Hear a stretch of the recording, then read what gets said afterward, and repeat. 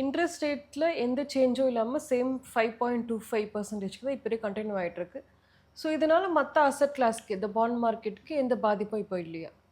இல்லை இப்போ interest rate இப்போ அப்படியே இருக்கிறதுனால எல்லாமே அப்படியே போயிட்டே இருக்கும். இப்போ இன்ட்ரெஸ்ட் ரேட்டை இன்க்ரீஸ் பண்ணாங்கன்னா அப்போது என்ன ஆகும்னா இதோட எஃபெக்ட் வந்து மார்க்கெட்டில் தெரிய ஆரம்பிக்கும். ஸோ இப்போ பாண்ட் மார்க்கெட் கொஞ்சம் பிக்கப் ஆகாமல் எக்ஸிஸ்டிங் பாண்ட்ஸ்லாம் வந்து பாண்ட் ப்ரைஸ்லாம் குறையும். ஏன்னா இப்போது ஃபார் எக்ஸாம்பிள் இப்போ 9% இருக்கிற பாண்ட் வந்து இப்போ ஆல்ரெடி அவன் ஏன் 9%ல் வாங்கணும்? எனக்கு 10.5%க்கு வேறு ஒரு பாண்ட் இருக்கப்போ நான் போய் அதை தான் வாங்கணும். ஸோ இப்போ அந்த பாண்ட் டிஸ்கவுண்ட்டில் விற்கும். ஸோ இப்போ அந்த டிஸ்கவுண்ட் எவ்வளோ விற்கணும் இதோட இன்ட்ரெஸ்ட் ரேட்டுக்கு ஏற்ற மாதிரி அந்த பாண்ட் ப்ரைஸ் வரும். ஸோ அப்படி இருக்கிறப்போ இப்போ இன்ட்ரெஸ்ட் ரேட் இன்க்ரீஸ் பண்ணாங்கன்னா அதுக்கான இம்பேக்ட் வந்து ஃபார் எக்ஸாம்பிள் ஸ்டாக் மார்க்கெட்டில் அதோட இம்பேக்ட் தெரியும். பட் அது இப்போ வரைக்கும் அவங்க பண்ணல. ஸோ அதனால் அது வந்து நம்ம இப்போதைக்கு அது கான்க்ரீட்டாக அதுக்கான ஆன்சரை நல்லா we cannot say that.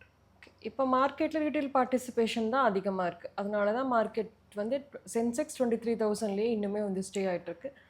So retail investors எதனால் இவ்வளோ அதிகமாக மார்க்கெட் நோக்கி வராங்க? வெறும் ரிட்டர்ன் எக்ஸ்பெக்டேஷன்ஸ் மட்டும் வச்சு தானே? இல்லை இதுக்கு முன்னாடி எப்படி இருந்ததுன்னா மேடம் ஃபிக்ஸட் டெபாசிட்டில் இன்வெஸ்ட் பண்ணிருந்தாங்க, ரியல் எஸ்டேட்டில் இன்வெஸ்ட் பண்ணிருந்தாங்க. கோவிடுக்கு அப்புறம் லைஃபே அன்சர்டன் ஆகிடுச்சு.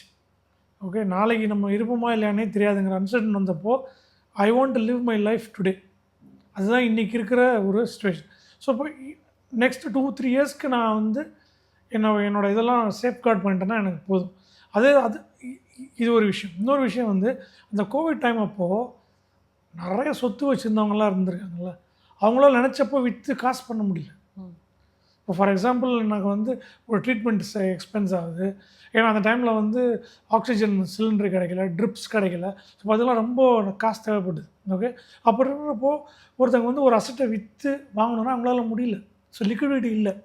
ஸோ அதுதான் வந்து கோவிட்டில் எல்லோரும் கற்றுக்கிட்டது என்னென்னா, நம்ம 10 வீடு வாங்கி வச்சுருந்தாலும் நமக்கு வேணுங்கிறப்ப காசு கிடைக்காது.